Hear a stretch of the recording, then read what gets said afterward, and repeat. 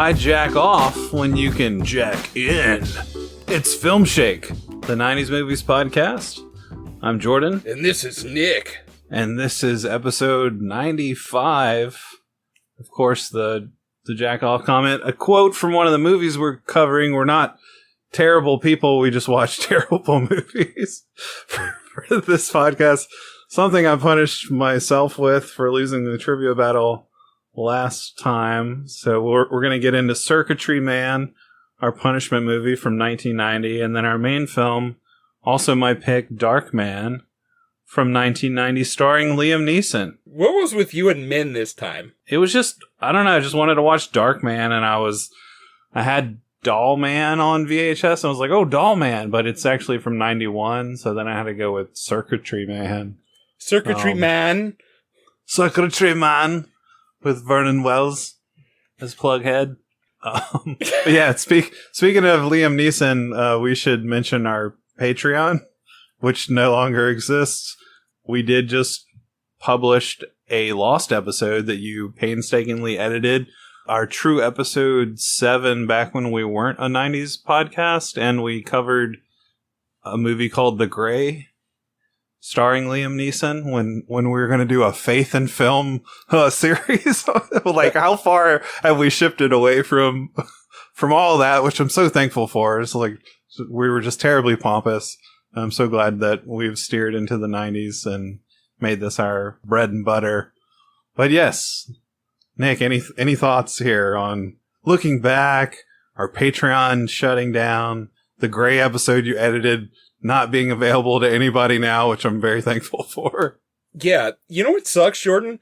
I'm watching The Gray, and I listened to the episode, and I got like halfway through editing it, and I was just like, man, these guys are pompous dicks. I hate these guys. That being Oh, wait, that's us.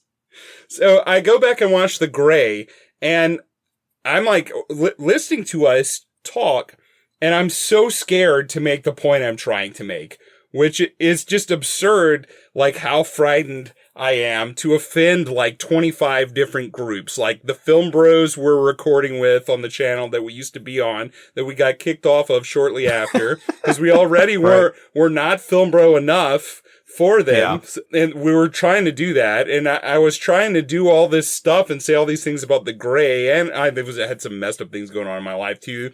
It wasn't working for me. And I watched The Gray, and the whole time I'm watching it, I'm like, damn, this is like one of my favorite all-time movies. I love this movie. I wish I approached that episode with the abandon that I approach our episodes with now, where I just don't care. Like, if the Nick of now recorded with the Jordan of then, I would have called you a dick like 30 times in the first 5 minutes of that episode, Jordan. And you would have been absolutely correct. Right. But I would have had every right to do that. I'm so glad that we just have reached the point in our personal lives and our podcasting in general of just like, I don't give a shit. This is like, we should go back and record a bonus episode and post it on the main feed at some point of just us talking about The Gray with our current state of being. You know what's the insufferable thing about it is, like, that whole episode, well, I was coming off a friend of mine ODing and dying. So I'm very emotional in that episode and very heavily medicated. But also, that was coming from a time in my life where I had a self-deletion impulse that I dealt with throughout most of my life. And I finally put that to bed. And that's been to bed for almost 6 years now. But I had a stroke earlier this year, right? I mean, I'm watching The Gray while editing the episode, and I'm like, you dumb son of a bitch. Like, you don't know how good you had it. I almost died from that stroke earlier, and now I'm watching this episode about Liam Neeson, like, needing this one good fight to bring him back to life at the end, which I won't get into it, but I would love to do an episode on The Gray now and just really dig into it. Yeah, that would be fun. But I'm watching that. Would be fun. I'm like tearing up, like, man, I almost died earlier this year and I want to live so much. And I was not appreciative of life, I feel like, when I recorded before. But now that I've had this stroke, I want to live in Jordan. Damn it. Somebody tried to kill me like 2 weeks ago. Someone pulled right out in front of me in traffic on the highway and I got in an accident and I'm all banged up. I had a stroke. I broke my toe. I got in a really violent car accident that again almost killed me. Things just keep trying to take me out and I just want to live, damn it. I don't don't want to die anymore. It's been years since I wanted to die. I just want to live. I just want to live, damn it. Yeah. And then you made me watch Circuitry Man, and I still want to live. So I must really want to live, Jordan. Oh, you didn't watch Circuitry Man 2, at least. But hey, you know, on the flip side of all that, it's made you appreciate your life in a deeper way. You have this zest for life, maybe, and, you know, I don't know. Yeah, it's just like things are trying to take you out, man. I'm so sorry that you're going through all that. But, you know, at least you have that. At least you have that desire to live, because, you know, not everybody can say that. I'm glad that you still have that desire to live after watching Circuitry Man. In the future, the war on pollution will be lost, and civilization will move underground.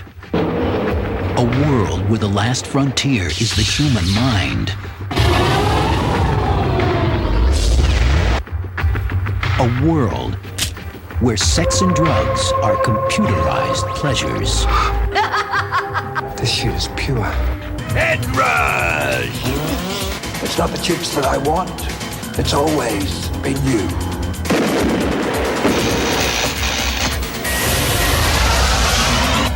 Welcome to my mind.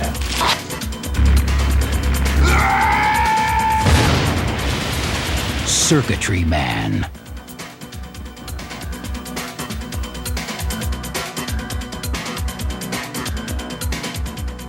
It really tested my limits, but I was like, no, I want to live. I don't care what happens, Vernon Wells.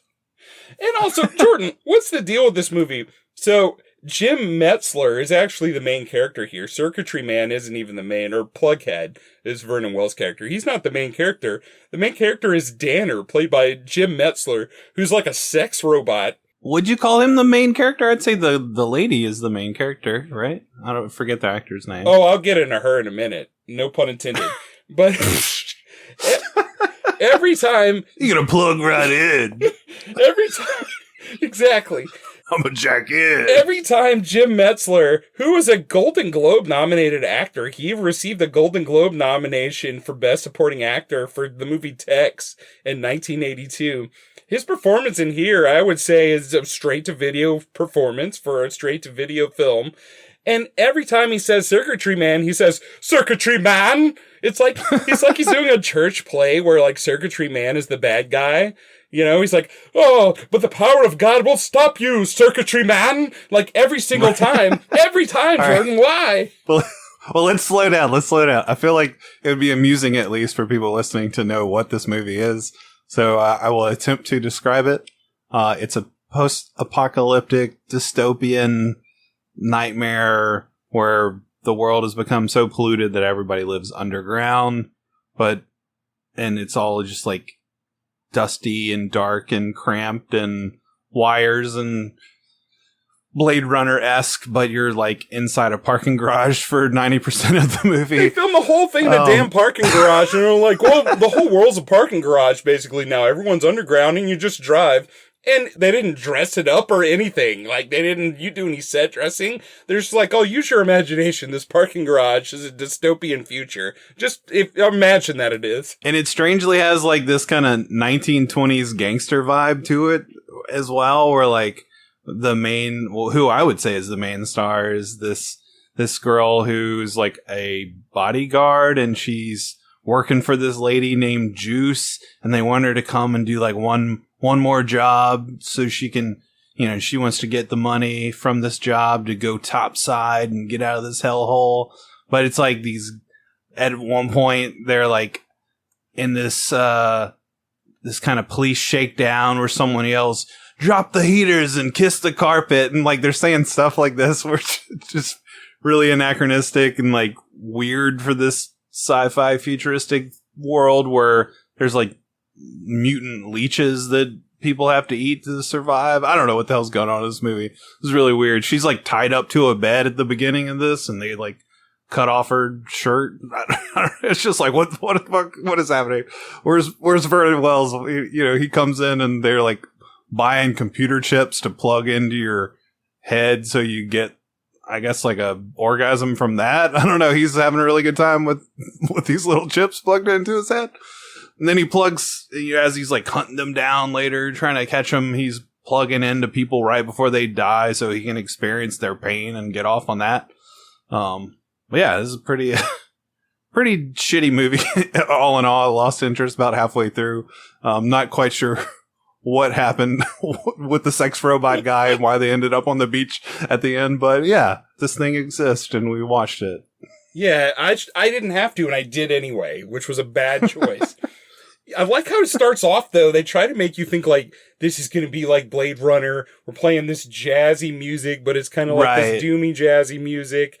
And the camera pans down, and you're in, like, this room with, like, these blinds. So it's like, ooh, maybe there's going to be, like, a touch of noir here.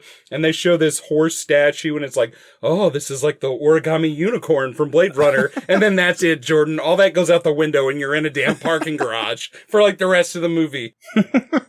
Yeah, it very much felt like they were inspired by Blade Runner for, like, 5 minutes, and then they gave up. You know what's funny, too, is the opening credits are really weird. I feel like they are really weird. That's like the most notable thing about this movie, where it's just like a shot and then it cuts to black and like instead of opening credits like overlaid on an image, it's just like credits scrolling up, which is really strange. It was like, okay, this is very straight to video. It is. It makes it seem even more low budget, but also the opening crawl's like, and then there were no more trees. And then the first shot of the movie is the desert and Joshua trees in the desert, which are trees, Jordan.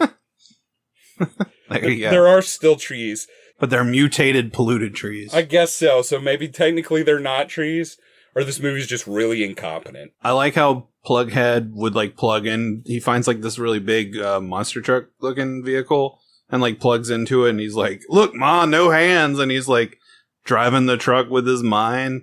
He's just like Vernon Wells, kind of goofy cornball at times, but then he can be a bit of a formidable foe in some scenes or, kind of menacing, but it's all just trash. It's trash. He's got a sidekick named Yo-Yo.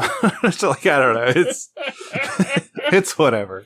It exists. Yes. So there are two things I'm going to mainly be doing in this episode, I guess, Jordan. I'm just going to be playing to the base emotions. We've already covered anger.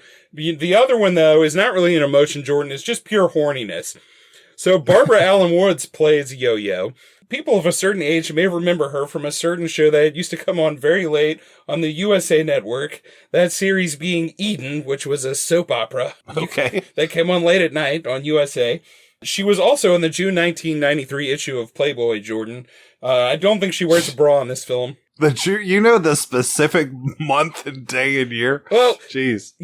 I thought she looked all right, but when they showed Dana Wheeler-Nicholson as Lori, I thought, man, she's really doing it for me. But, like, too much of a degree. Like, she is an attractive woman, but, like, what's the deal here? There's, like, some primal thing, and then I remembered, Jordan.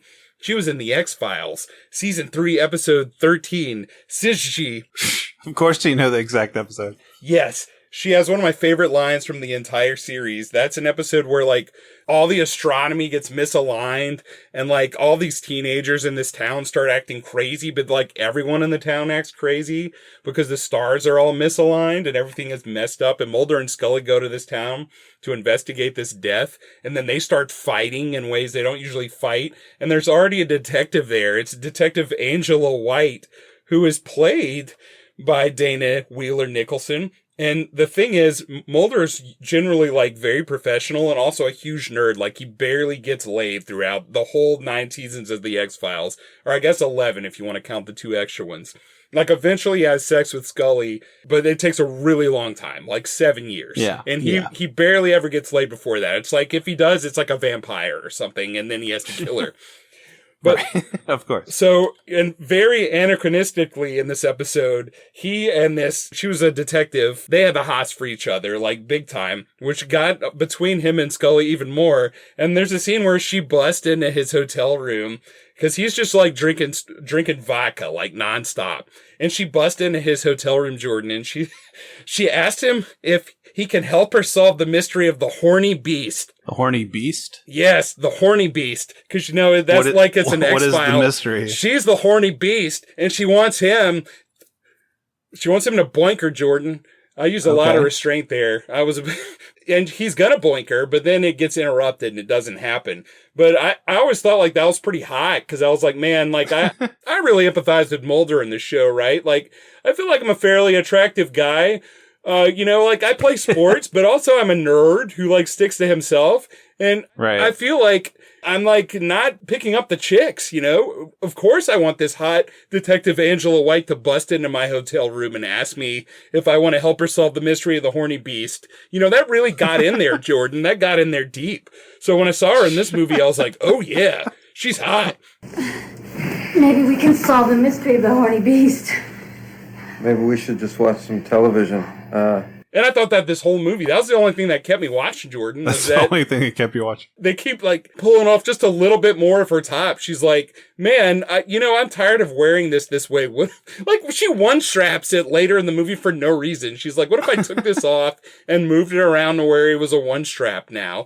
Just because I have really nice shoulders and a nice rack. And then she does that.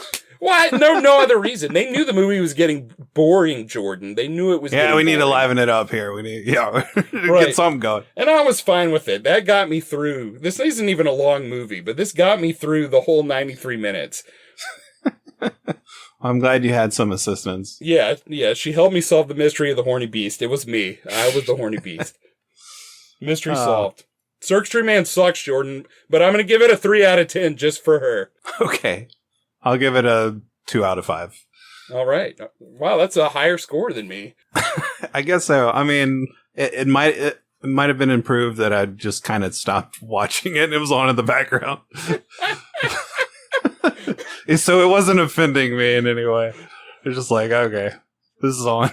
I'm like watching it. I'm like, well, at least I think the lady's hot. Then like Jordan, like a supermodel came over to Jordan's house and he had sex with the movie on in the background. Yeah. He's like, I'll give this movie an extra point. Right, yeah, extra points for that. Meanwhile, I'm all banged good memories up, are formed. watching this in my recliner with my beat up shoulder and my numb left side and my jacked up throat from the stroke, and I'm like, man, I remember when I was younger and my whole life ahead of me, Jordan. I hadn't seen Circuitry Man yet. Anything was possible. All of life was ahead of me. Yeah. Well, that's enough for Circuitry Man, but we have more Man to cover. We're really here to talk about 1990's Darkman.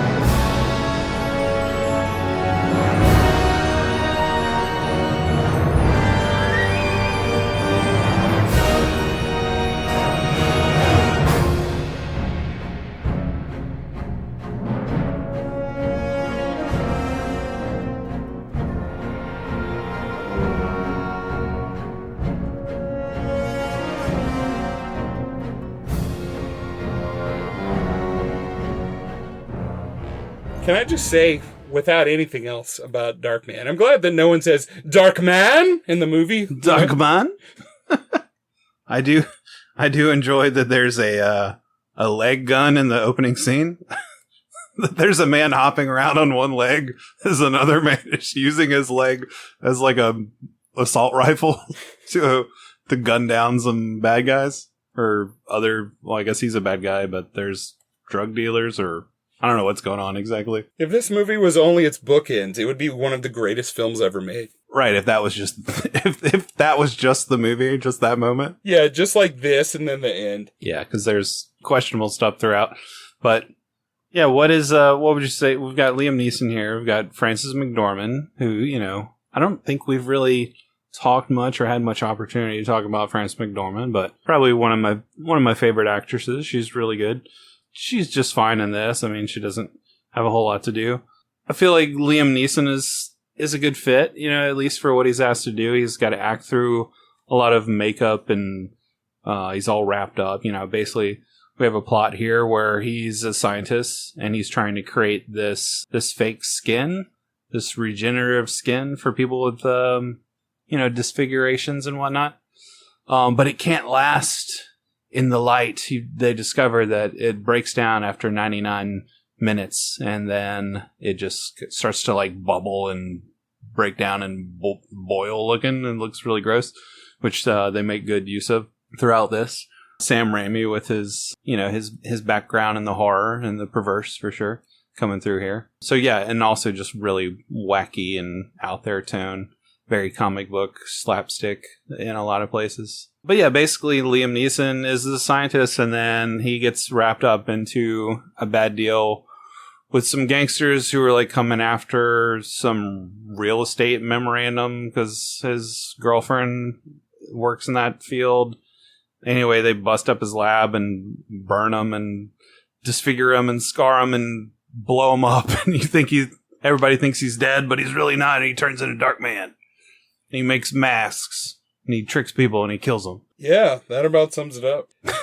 That's about it. This is an interesting movie. I remember when this was released, the marketing campaign for it was insanely good. It got me really pumped up. Tell me about it. It made me really want to see the film. But it looked very dark. So, my mom was like, nah, you can't see Darkman. Forget about that. It's dark. Yeah, it's dark. It's literally in the title. Yeah. But it's like, who is Darkman? Like, who is he? Mm-hmm. The commercial said all these explosions. And the movie did well compared to its budget. Not well enough to where the sequels would be like major motion pictures at the movie theater starring Liam Neeson. Yeah. But it did well enough. Yeah, it was #1 at the box office when it came out. It was shortly bumped down after that. But, I mean, this is coming from, Sam Raimi, who, had breakout, horror hits, but they were all, independent films up until this point. And here he is, working with a major studio for the first time. And it's like, oh, damn, we have a #1 movie. Yeah, and it's nuts because he doesn't want to talk about this movie or anything. It was apparently a pretty troubled movie, Jordan. They had a bunch of issues with this thing. Yeah. Well, I imagine too, going along with that is just working with the studio for the first time. Lots of studio interference. Apparently didn't work well with Frances McDormand. Had creative differences with her, but I'm like, what kind of stake does she have in this? She's just a minor character romantic partner of the lead, it's I don't know, maybe because she was connected with Joel Coen and the Coens real connected with the Raimis, I don't know, she felt like she had more draw on this thing than she really did or what, but I don't know, I just found that to be interesting.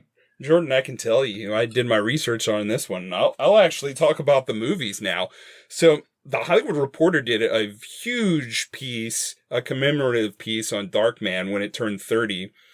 And they got most of the major players involved to talk about the film. And most people did. Raimi didn't because he just doesn't want to talk about this thing. It's too much pain. But Frances McDormand did. Apparently this was her first big feature coming off the theater. So she had a huge chip on her shoulder. She was like, we do things like this in the theater. And Raimi was like, well, this is a movie. You got to do things this way. So they butted heads like that. But also, McDormand said, when I came to this movie, I said, I'm not playing this character like she's a damsel in distress. That's the last way I'm going to play her. And now when she looks back at it, she says, you know what? That character was just a damsel in distress. And that's how I should have played her. Yeah, I mean, I don't know really if it would be improved one way or the other if she had leaned into that. I mean, I feel like, yeah, with Frances McDormand, you never get that. That's maybe that's just built into her and built into the roles that she takes too, or she doesn't want to be that character. But yeah, I mean, maybe because of that, I don't know, it just doesn't feel like she's all that interesting or evocative here. Where you're just okay, her boyfriend dies. She thinks he's dead. Then she's kind of consoled by the wealthy guy that she works for, and they go dancing. And then she finds out her boyfriend is not dead, but he keeps disappearing in random moments. Yeah, and then she's used to lure the bad guys to him, and I don't know. Yeah, she's saved at the end. I guess she's definitely a damsel in distress, where she's hanging off of the high steel, as the bad guy calls it. But yeah, I don't know. Otherwise, I'm just I don't know. I could take her or leave her, honestly, even though she's one of my favorite actresses. Yeah, she's no great shakes in this. I'm with you. I usually like her in most stuff that she's in. And I mean, honestly, she's got kind of a leg up there. She's married to a Coen brother, so she's in the Coen brother movies. And I mean, they write great parts for her, and she gets to play great roles. But she's great in those roles, so I do generally like her. And she's I like her in other stuff too. Like, she did Shortcuts 3 years after this. I loved her in that. I think she's really good in Primal Fear from 6 years later, the same year that Fargo was released. So I do like Frances McDormand, but this was not great for her. I kind of bummed that Julia Roberts didn't end up here, because apparently Liam Neeson and she had just broken up. And they talk about in the reporter piece, whenever they did their test screening, they had so freshly broken up that they were both tearing up and crying through the whole rehearsal. Like, they couldn't make it through it without crying.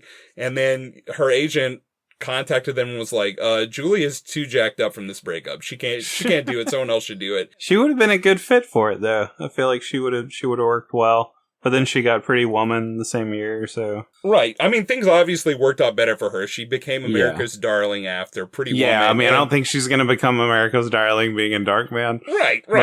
But you got to think, this is a role where the female character is grieving for most of the film, which she would have been grieving their relationship, right? So I feel like made sense, it would have worked, but alas, it was not to be. Yeah, I guess that's the thing with McDormand, too, is like that emotionality of like somebody who's going through grief. Maybe it's Fargo, maybe it's Blood Simple, and just the Coens like sensibility that's rubbed off on her, rubbed off on me, like watching her in those kind of films. But I don't find her somebody that I can like connect with emotionally in that way, where I'm like, oh, I feel bad for her.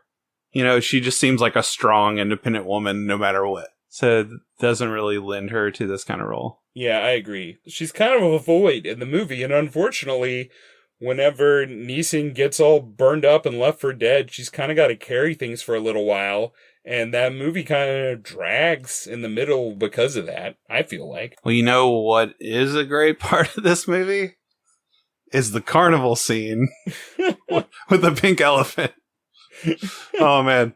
So I'm watching this, and, you know, like we're talking about, like most of this movie, I'm like, okay, it's all right. You know, he's got kind of a cool lab that he escapes to after he's all burned. You've got, like, you know, your Sam Raimi kind of practical, weird, wacky effects thrown in here. You've got just quirky stuff like the leg gun guy hopping around, all that kind of stuff. You know, you've got a kind of a fun villain in a way, but even though he's kind of underplayed, this villain Durant who's like chopping off people's fingers with his cigar cutter and keeping them in a box. Yeah, and he's the henchman too. He's not the main villain. Well, that's true. He's the henchman, but you know, kind of the main villain for the most part until we get to the wealthy dude just being like the evil schmuck. But anyway, all that to say, like, movie's okay, movie's fine. But then you get to the carnival scene, which is definitely my favorite moment. It's also when my VHS tape broke in the middle of watching this, because I think I was laughing so hard at it, it got mad at me. Oh, no.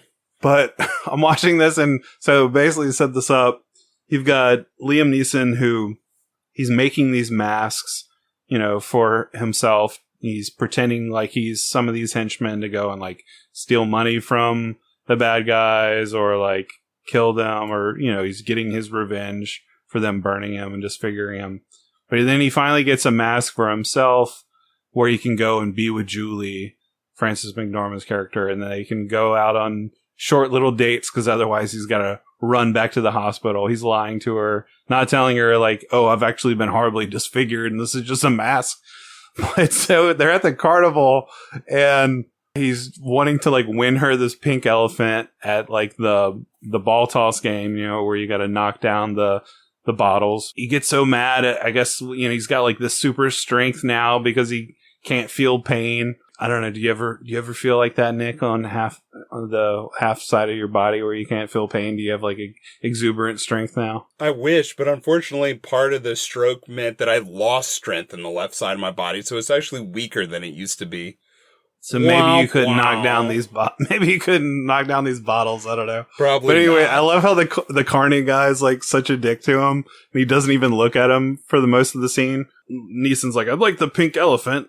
And the guy just doesn't even look at him, and he's like, no, you have to be behind the line. And then he's just like, no, I was behind the line. I want the pink elephant. And then he just like gets into it with this guy, and the guy finally just like calls him a freak or a weirdo or something. He like breaks his fingers, which is just like this, obviously just like a rubber hand that just pulls back like in such a goofy way.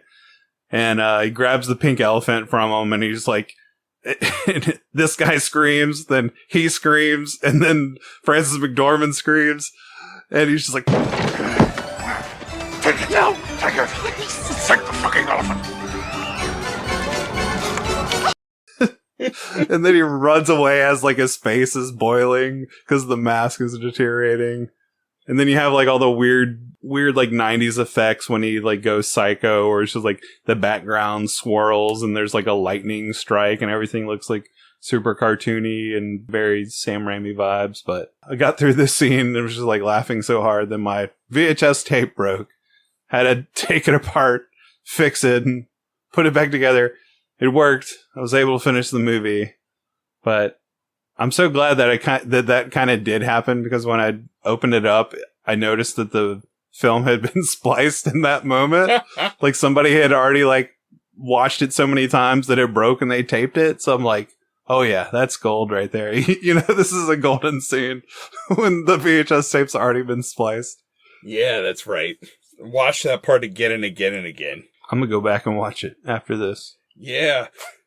It kind of makes me wonder. Apparently, the original cut of this movie was like, 30 minutes longer. And it tested horribly. And apparently, there's like a cut where they cut out all the weird stuff. And I'm going to guess that was cut out because that's pretty weird.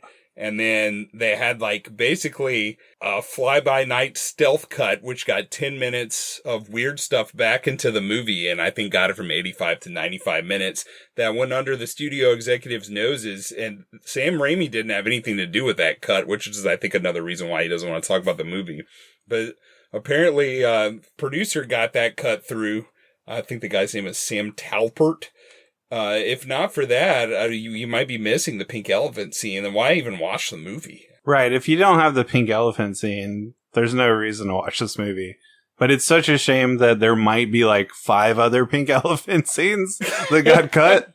Like, that would be amazing. I would love this movie like 5 out of 5, no doubt. But alas, the studio and their dastardly interference, as often happens, got in the way of greatness. Right, they had to jump in and stop things. Bruce Campbell is in this movie, Jordan. That was another... For like a moment. Yeah, that was a choice of the studio, because obviously Raimi was like, this Bruce Campbell guy is fantastic, and I love working with him. He can be the lead. And the studio said, nah, we don't know who that is. He's not bankable. There's no way we can put him in this. I do like that he appears at the very end when basically Darkman saves the day, but he's resigned himself to the darkness, and he's become this monster because he's had to get revenge. Well, he didn't have to, but he's gotten revenge on all the bad guys that, scarred him for life. He's gone and screwed them all over. And he's saved the damsel in distress, Frances McDormand. But he's got to walk away. He's got to leave her, let her live her life because he's turned into this monster. He's just have to accept this, and he can be anybody. And it's almost like is it like a Spider-Man or Batman reference in a way? I know those were like, obviously Raimi would do Spider-Man later on. Batman was a big inspiration for him, but he almost like wrote this character because he couldn't get the rights to Batman. Well, it was the Shadow. It was the Shadow he wanted to do. Well, I know both of those, but anyway, he's like, and I can be anybody, because he's making masks and shit. And then he turns around in the crowd and it's Bruce Campbell's face. So it's almost like like a fuck you to the studio in a way. Yeah, it's pretty great. And Bruce Campbell had some wonderful quotes in regard to this movie, Jordan. Hit me with them. One of them, he's talking about how he was going to be in the movie, and then the studio was like, no, you can't be Darkman. And, he still ends up being Darkman in the end. The last image of Darkman you see is Bruce Campbell. But talking about his experience on the movie, there are some things I think a lot of people don't realize, and I didn't notice it when I was watching it, but here we go, Jordan. According to Campbell, this is exactly what he says. My first wife divorced me, so I was broke and going, what the hell? So Sam goes, come on, we're doing post on Darkman and I have all sorts of problems. We both love sound. It needed lots of looping, lots of sound effects. So I made studio guy money and wound up voicing every criminal who fell to their death. Holy shit, I screamed my brains out. and they're good vintage screams. We got to a point where we were mixing, and Sam goes, "Shit, I need Darkman to yell Julie." And he looks at me and says, "Get in the booth." So that's in there, and I did all the television looping for Liam. So there's a part in the movie where Liam Neeson is supposed to yell Julie, and they forgot to do it. So it's Bruce Campbell just yelling Julie. It's fantastic. That's funny. That really does stand out, though. Like, watching it, I did notice a lot of those sound effects or the ADR, like, stuff that they throw in, the bad guys falling, the screams and stuff. It's all very over the top and ridiculous and just adds to the campy vibe to it. So, I mean, I think that's pretty perfect that they had Campbell do all that. Yeah, for sure. And then he talks about a scene that was cut, you know, obviously, like we talked about, a bunch of the crazy stuff got cut. Is this the naked on the money scene? Yeah, he says, "My favorite scene was cut because of a preview. Colin's character starts to woo Julie, Colin being the villain of the film. And you go, maybe this guy is all right. Cut to his apartment and he's wearing a towel and he opens up a box and throws gold coins on the bed, then drops his towel, dives onto the coins, buck-ass naked. They do previews and that scene keeps popping up.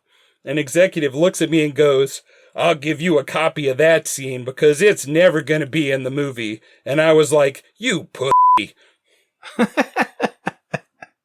That's amazing. I bet he didn't tell the executive that. He didn't say you pussy. He probably just thought it. He said, I was like, you know, when you're like, and I was like, that means you didn't have the guts to say it. You just thought it. Yeah. But I know he said that was his favorite scene from the whole movie. Yeah. Was this guy bug-ass naked on the gold coins. Again, another pink elephant moment, which probably would have made this movie a lot more interesting. Right. And this is already like a pretty hard PG-13, right? This is PG-13, isn't it? No, I think it's R. Is it R? Yeah. So it's like a really soft R, I guess? I don't know. It's like, what's the point? Yeah, you're right. It is R. So do you think that the guy hung dong in the scene on the bed where, you know, they just cut to him doing this and he's just swimming? I mean, just if not, dong's flapping around the coins. If not, it would have been Bruce Campbell's favorite moment, right? Jordan, you know what's crazy? So one thing about Darkman, which is kind of cool, is his appearance on the posters for the film. He's got this big overcoat on, and he's got this kind of fedora type hat on, and he's got these gloves on, and he's got the bandage on his face, right? He looks super cool and badass and very iconic. Like, man, this was like an iconic 90s, like, superhero, comic book hero, like, that they would make for this movie. But Jordan, he doesn't really look like that until the last act of the film when you get the big action cue, which is him running around his building in this warehouse as he's getting shot at and things are getting blown up and he's fighting henchmen. And then it moves to the roof where he's fighting a helicopter and then he's getting pulled by the helicopter through the city and through traffic. Isn't that like the most insane? I feel like that whole action sequence just gets nuttier and nuttier to where like the bad guy is shooting like a grenade launcher at him as he's hanging off the helicopter and cars are just getting blown up like on the interstate. I was like, wait, they had the budget for this? Like, what is happening? This just got super wild. Yeah, I love it. I guess all the budget went into these explosions, but just random cars being blown up from a grenade launcher being shot from a helicopter. I was like, this is crazy. Yeah, it's insane, man. It's like if the whole movie had like really 3 cues like this instead of just this one awesome cue at the end, I feel like this movie would be legendary instead of just kind of a small cult classic. Yeah. Because it's an awesome scene, but it also leads to what I think the main problem with Darkman as a hero is. He looks iconic in this scene. This is what they used for all of the marketing imagery. But this isn't really who Darkman is. As a superhero, he's someone who uses his skin technology to copy other people's faces and he wears masks.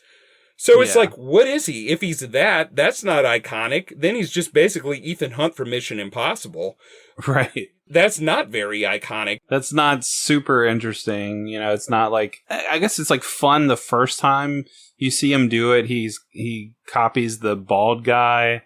He's taking pictures like outside this cafe and you see them trading money, like passing a briefcase to this guy. So he goes and ties this guy up, or dresses him up and like chloroforms him and makes it look like he's skipping town. So the bad guys like have a nice trip and then or have a nice flight is what they say, and throw him out like a 20-story window. But yeah, you could think like, well, maybe couldn't he have just like done all that without the skin technology or like imitating the dude? But then you wouldn't see him like running away in the daylight with the face bubbling up and stuff. I don't know. I mean, that was fun for the first time around, but then it was just like, okay, well, I don't know how much they really utilized that or made that work the rest of the movie. And then, yeah, at the end, he's just like bandaged dude. Like, you would think when he goes into the warehouse fight at the very end, I guess he does do it at one point where he puts like the mask on one of the henchmen of his face, and then they like shoot the guy and then they take off the mask, and it's really their buddy that they shot because he had the Liam Neeson face on. I don't know. I mean, that's kind of cool, I guess. But yeah, ultimately, it's like, how compelling are you as like a comic book hero if you're just like putting on masks and fooling people? Yeah. It has its moments where it's cool, but I feel like that's why the movie struggled so much in the edit. Because I'm sure the multiple people who tried to edit this and the many people who wrote it, this has several screenwriters. Like, what is this? Yeah, like, what is happening here? Yeah, it has even more screenwriters than Circuitry Man, which only had 2.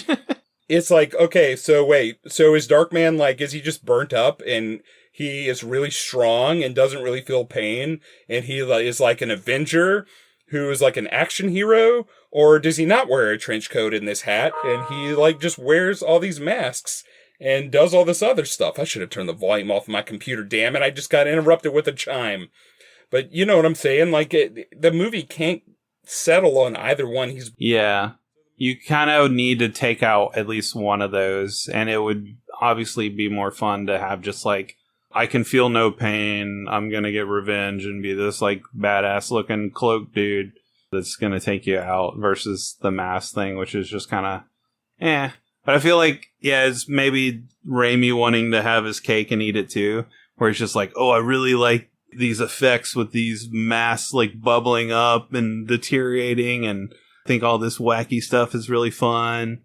But then it's like the filmmaker wanting to kind of get bigger too and be like, make more like action movies and, you know, studio movies, where it's like, okay, well, we got to have like the cool helicopter scene and blowing up shit too.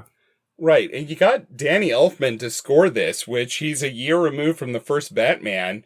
So his music really fits those big action scenes like you have at the end. And like the high adrenaline scenes. Elfman said he penciled in if he ever had an offer from Raimi after he saw Evil Dead, like he would work with him no matter what the movie is. And the score here is a lot of fun, but I wanted more scenes like at the end, or even, you don't have to have as massive an action cue, but just him doing action things while wearing that iconic poster outfit, I think would have gone a long way. Yeah, I'm with you on that. That would have been cool to have more of that. I am glad we had that final scene. I think that was really fun. Needed more Pink Elephant, obviously. Yeah, anything else? Anything else we should cover? Yeah, there's something else that I wish I could cover, and that's Jenny Agutter, Jordan. Jenny Agutter has a cameo in this movie. She's the doctor who is treating Darkman before he busts out of the hospital. Oh, right. She describes all of his symptoms. Jenny Agutter is the most attractive woman who has ever lived.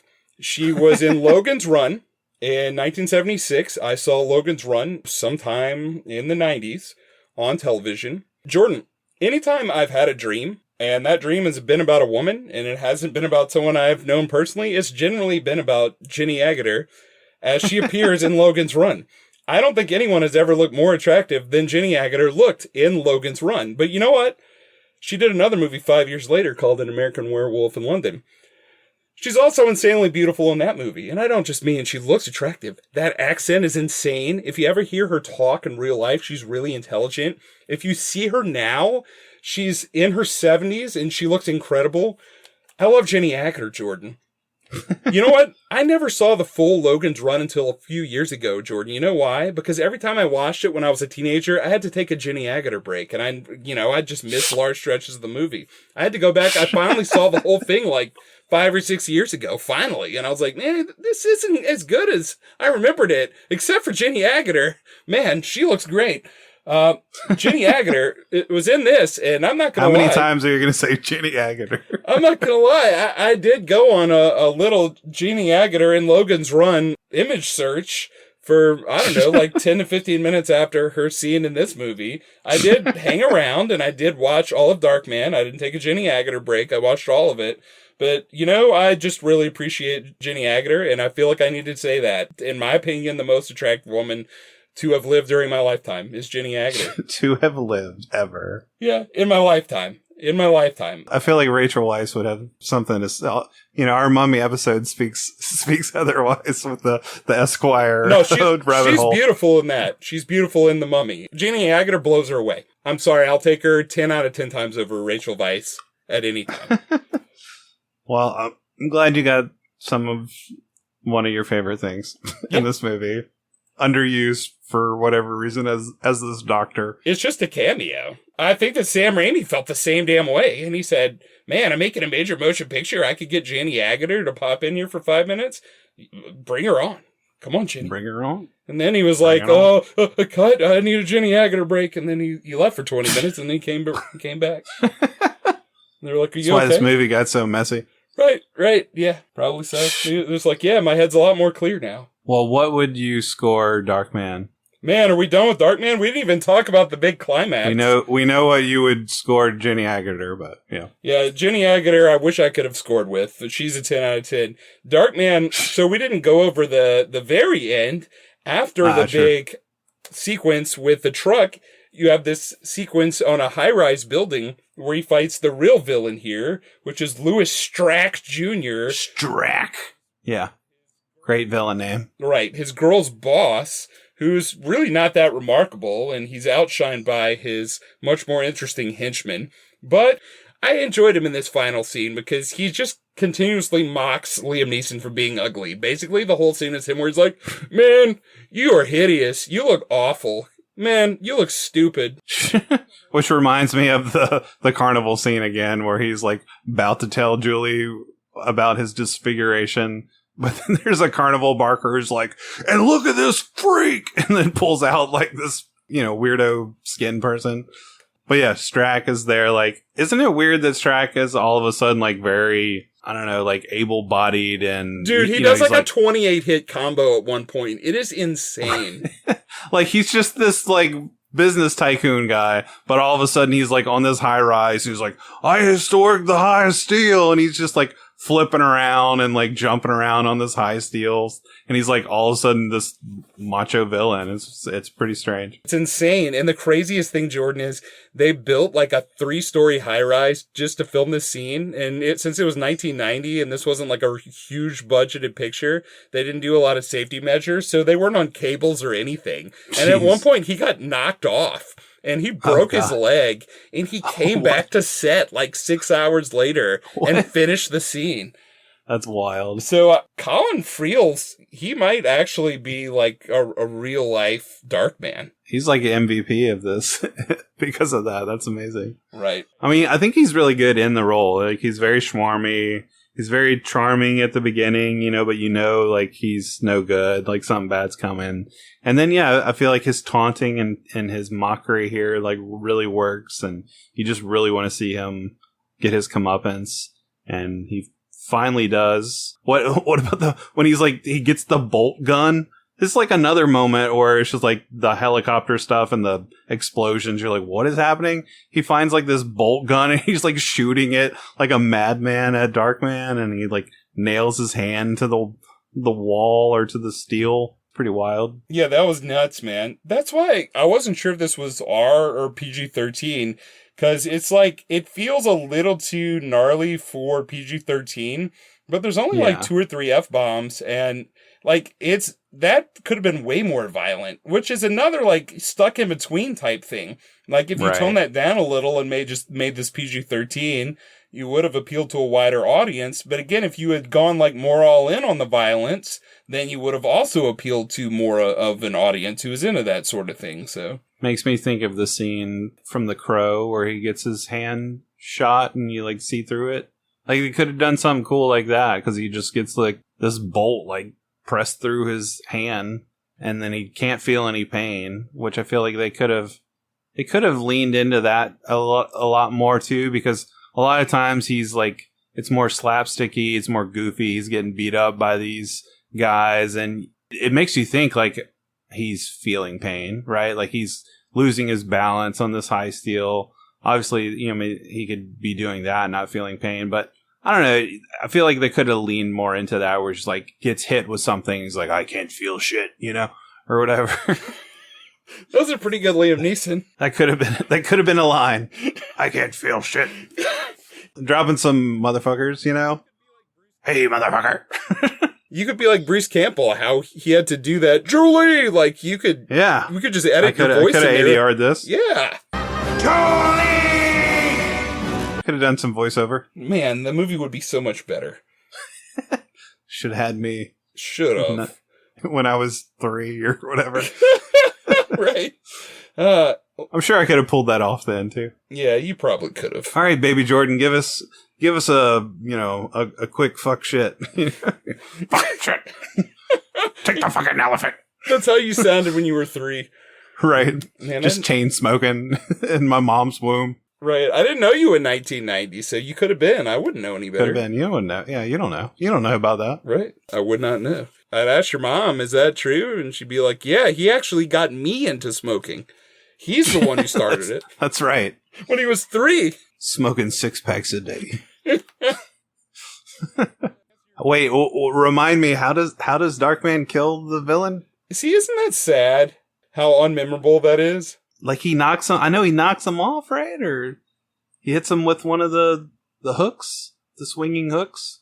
It's like a really goofy moment where there's like 6 hooks all coming at Liam Neeson at one point. See, now that's what I thought was going to happen, and it would have been, again, if this was like, I guess, a harder R, or even just like a very imaginative PG-13, you could have done something cool with the hooks where he gets hooked and it's all gnarly and grisly and gross and cool. But he kind of just gets knocked off. Like, he drops him. I think he has control over... Oh, that's right. Over him, and he drops him. And he's, like, hanging, and he's like, you're not gonna drop me. And then he drops him, and then he has, like, kind of a lame one-liner, right? He's like, it's not in you. I know guys like you. You can't live with that. And then Liam Neeson just drops him, and he's like, I'm learning to live with a lot of things. Yeah, it's just really sad and pathetic. Right, it's just like, okay. Like me this episode. Like, that's not what I want. I want a badass one-liner. He's already not going to get the girl. Like, come on. Give me something. But it does, I mean, I feel like, all right, so we talked a lot about Raimi and like what he was going for here.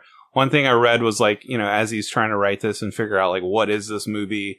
He basically discovers like, I'm going to make this movie about the soul of a man who like becomes a monster, but then he has to like, he goes from, just being this mild-mannered kind of like sweet guy that wants to help people out.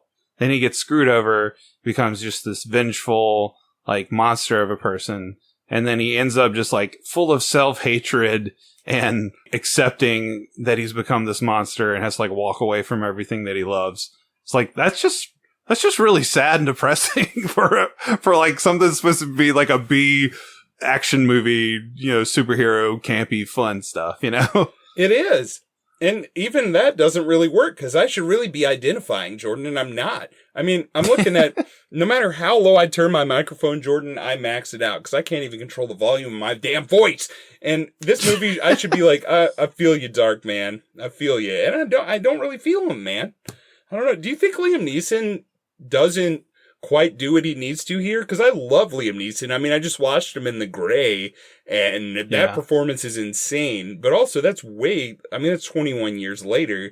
Do you think he's not at his best here? I feel like ultimately everybody's trying to make a different movie, Raimi wants to make something goofy and gnarly and weird in his own shtick, his own vibe. Neeson was like drawn to the inner turmoil of this character and like wanting to act through all the makeup and stuff and like have that kind of challenge. Obviously, McDormand's like too highbrow and wants to make this respectable. The studio just wants to make this fun. You know, it's just like too many things going on, all at odds with each other. So yeah, I feel like Neeson and ultimately just is like, I don't know, the material's not jiving. It's not coalescing, but it's good parts. It's got some fun stuff. So it does. I wouldn't knock it completely, but yeah, it's just like kind of sad where you end it with him just being like, yeah, I'm learning to live with it. Then he just walks away and it's like, oh, that's the end of the movie. And okay. then Francis McDormand's like, wait, like, I don't even care that you're ugly. I still love you. And he's like, nah, fuck it. Bye. Nah, fuck it, whatever. Yeah, I love it. I mean, I don't love it, but that is pretty hilarious where he's just like, I've become this monster. It's just like, I don't care what you look like. Yeah, but I'm a piece of shit on the inside. So, fuck this. I'm going to walk away. I could go turn into Bruce Campbell and just disappear. Yeah, right. Bruce needs a royalty check, so I got to get out of here. That's right. You need to get him in this movie somehow. Oh, man. Well, yeah, I think score-wise, ultimately, I'm probably at like a 3 out of 5. Like middle ground. Like it was fun. I'm glad I watched it. I was not super inspired to watch the sequel or the third one. I didn't even realize they made 3 of these movies. Yeah, I'm right there with you. But Jenny, my scale's out of 10. I'm going to give this a 6 out of 10. There you go. We're on the same page, just different numbers. Yeah, yours is college ruled and mine is wide ruled, baby. Well, movie connection, connecting this back to our last episode for Rocky 5. What do you got for us? Oh, man. I'm sure I had something at some point before I got ran into and I forgot it. Well, talking about the depression here and just like losing yourself and just loss of self, loss of identity. We have a lot of that going on in Rocky 5 too, where it's just like everything bad happens to him and he's just got to feel really disgraced for coming so high and falling so low. So I feel like, yeah, Darkman and Rocky 5 would jive well in that same vein. Oh yeah, for sure. And I feel like you could kind of connect Circuitry Man and that Vernon Wells is the villain in Commando with Arnold Schwarzenegger. And Arnold Schwarzenegger and Sylvester Stallone were the 2 big action heroes of the early 80s. Well, most of the 80s. And then Arnie stuck around and Stallone had a little dip and then Stallone kind of picked it back up and then Arnie kind of fell back off. And then Neeson turned into an action star himself. And then Liam Neeson took over. And while both those guys were like, man, what are we now? He was like, I'm the action star. That's right. I'm old. I don't give a fuck. That's right. You're about to be taken by me. That's right. I don't even know what just happened. What did happen, but what's about to happen is, are you ready for the trivia battle? Pop quiz, asshole. I am ready for that, Jordan. I'm glad you're ready because I didn't write any questions. You son of a bitch. Who hit you? Did someone hit your pickup truck, Jordan? No. But I really struggled with, all right, I want to write some Francis McDormand questions, or at least I want ChatGPT to write some for me. But, nothing was clicking. I was just like, you know what? It's Nick's turn next time. He's going to pick the punishment movie. He's going to pick the next film. Let him just punish me. I'm going to lose at trivia anyway. I'm just a sad piece of shit. So whatever. Fuck it. That makes this even better, Jordan. And I'll explain why after this. So this is a little game we're going to play. It's called Ted Raimi is in Everything, Jordan. Oh, nice. I even thought about like, oh, what can I do with Ted Raimi? Because I feel like he needs to be, given his day and applauded for, yes, being in everything, basically. Some of our listeners may not know who Ted Raimi is. Do you want to tell them? He's Sam Raimi's brother, right? That's right. He tends to pop up a lot in Sam Raimi's stuff. He's one of the henchmen here. Yeah, I don't know Sam Raimi at all. I've never met him, but he seems like a loyal guy. He likes to use the same people, and he sticks to his friends and family. His brother Ivan also co-wrote Darkman. His brother's a physician, but Ted is in most of his stuff. Yeah, he's here. He is in some of the movies I'm going to ask you the question about. Really, the question is just, is Ted Raimi in this or not? Is it true that Ted Raimi is in everything? So number 1, Jordan, is Ted Raimi in The Hunt for Red October? No. That's correct, Jordan. He's in Patriot Games and Clear and Present Danger, the Harrison Ford Jack Ryan films, but he's not in The Hunt for Red October with Alec Baldwin. Nice job. He was the satellite analyst in Clear and Present Danger, right? Correct. Nice. He's very likable in that. I always liked when he popped up and stuff. Yeah, he's always fun to see. I was actually aware of him as a kid before I was Sam Raimi, because I was never really old enough to watch Sam Raimi's stuff as a kid. But Ted Raimi was in like Sequest and other things, so he would pop up and I'd be like, oh, there he is. Or he was in Clear and Present Danger, like we just said, Patriot Games. And of course, shout out to Sam Raimi's first big project, Evil Dead. He's Henrietta, like the ghoul thing that's in the basement in that movie. It's pretty great. Yes, but Jordan, is Ted Raimi in 2002's Bubba Hotep? No. No, he's not. Believe it or not. Which that stars Bruce Campbell. Yeah. Not Ted Raimi. And not a Sam Raimi joint, so. Yeah, that is true. All right, Jordan. Does Ted Raimi co-star with Adam Sandler in 1999's Big Daddy? Yes. No. Ah. Okay. Does Ted Raimi co-star with Adam Sandler in 2007's Reign Over Me? No. Yes, he is in that. Oh, damn it. Yeah, I haven't seen that in a while. Yeah, he has a speaking part in that, if I remember correctly. That movie was, I was all hyped on the Sandler doing drama roles train, and then that movie I was just kind of like, oh. It was okay. Yeah. This feels like it could have been a lot better. Nothing I ever felt like I needed to rewatch. You know what? That movie gave me a controversial opinion that I still hold, and that's it. Don Cheadle's not a great actor. I don't think he's a great actor. I think he just does the same thing. Yeah, he does the same thing in every movie. He does kind of just do the same thing. Yeah. I mean, he's charismatic to a point, like Ocean's 11, whatever, but yeah, he is basically just the same guy. He's just Don Cheadle. Yeah, and he needs to do more in that movie, and he doesn't. So, I don't know. But we digress. No! I just want to complain about Don Cheadle now. But you won't let me. All right, last question, Jordan. So, you need to get this right to get 3 out of 5. All right. Is Ted Raimi in 2004's The Grudge? Yes. Yes! Sam Raimi produced it. I knew it had a Raimi connection, so probably was in there. Yeah, you're correct. Not a fan, though, of the American Grudge. I love the Japanese one. I think it's one of the greatest horror movies. I haven't seen any of them. The first one has some insane shots, some really scary shots. Scary little kid in that movie. What can our listeners be scared with next time? Well, you might have heard me say The Hunt for Red October in one of the trivia questions, that's from 1990, and that's not the movie, Jordan. Oh, that's not the main pick? That's not the main pick. No. Oh, wow. I've had my picks laid out for months, Jordan. You've picked some of them. Darkman was going to be one for this fall, and I'm glad you picked it because I didn't love Darkman. I didn't hate it, but I'm glad I got to fit something else there, Jordan. But my big pick for this summer was always going to be a big Tom Cruise starring film that I loved in the 90s but haven't seen since then. I've probably watched this 30 times in the 90s, but I haven't seen it since the 90s, and that's Tony Scott's Days of Thunder, Jordan. Oh, nice.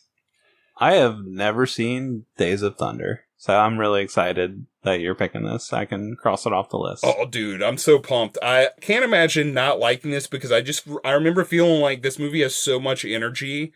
And it's just like positive energy that I loved. We used to watch this, like if we had a substitute teacher, one of us brought taped off a TV copy of this VHS to school and it stayed at school. And if we had a sub, sometimes we could trick her into letting us watch the Days of Thunder VHS tape. It was great. Nice. That's amazing. Yeah. All right, so Days of Thunder is our main pick. Yes, that's the main pick. Hopefully it's still enjoyable. This is back when Don Simpson was still alive and producing the movies with Jerry Bruckheimer. Famously passed away. The last project that he did was The Rock in 96, but he did this 6 years previous. Tony Scott movie. Tony Scott directed it, but he directed another movie in 1990, Jordan. Did you know that? I did not know that unless you talk about it and I remember. Well, Jordan, This movie stars your favorite actor of all time, Kevin Costner, who is actually not your favorite actor of all time. Okay. You don't like him. Oh, what is this? This is the critically panned Revenge. Revenge, that's right. That was a Tony Scott joint? It was directed by Tony Scott, Jordan. He Wow. directed both movies that year. I guess he poured his energy into one of them. Yeah. One of them was a huge hit, and the other one was Revenge, which is weird because it's Kevin Costner. It's Kevin Costner. You know, he did a lot of big things around this. He did Field of Dreams the year before. He did Robin Hood, Prince of Thieves just a year later. Dances with Wolves the same year, yeah. Yeah, right. Dances with Wolves the same year. You'd think, like, the people that made this did such big things this very same year, and yet this movie, not really well thought of. And I've never watched it, Jordan. Never seen it. One of the few Tony Scott films I've never seen, so. Well, these will be 2 Tony Scotts that I haven't seen that I can cross off the list, so. I'm digging it. All right, I'm excited. So listeners can tune in next time for those 2 picks. And I'm excited to get into some Tom Cruise on the show, because, again, maybe we haven't really talked about Tom Cruise. Have we? Not too much. We did Eyes Wide Shut. That's true. We did do Eyes Wide Shut for 99. But not really too much else. And he kind of owned the 90s for certain portions of it, and we haven't talked about him. Yeah, and we're coming off of, big hits in the 80s that he had too, like right into 90. So, yeah, this will be a fun little period of time to discuss with him. So. Yeah, and this was released 2 days from when we're recording this. We're recording on June 25th. It was released June 27th, 1990. So the 35th anniversary is 2 days from now. Well, happy birthday.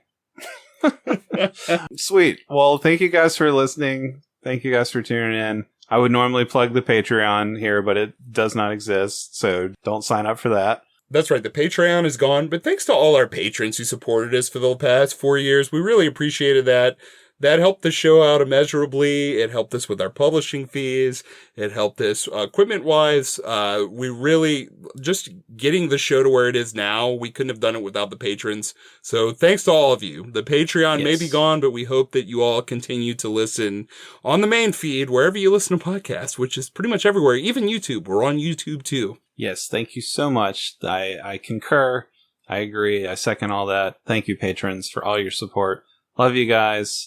Hope you keep tuning in the show, keep feedbacking with us, give us your thoughts, because you guys are awesome. So, thank you all again. But yeah, keep listening to our show. Reach out to us at filmshakepodcast@gmail.com. As always, we'll catch you next time for more Filmshake. Take it easy.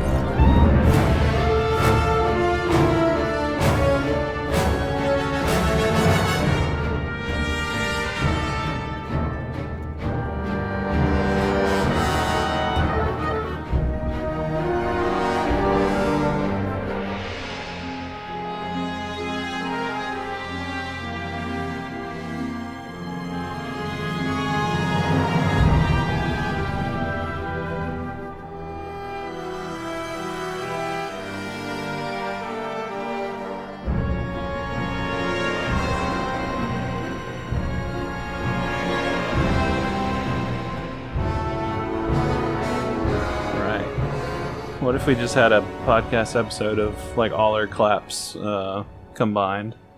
I think we could fill out a whole episode with that. 100 episodes, yeah. Yeah, the 100th episode is just clapping. Just clapping. It's us clapping for ourselves for completing 100 episodes. Yes, completely self-indulgent and self-congratulatory. That's how we roll here on Filmshake. That's right. All right, well, why jack off when you can jack in? It's Filmshake.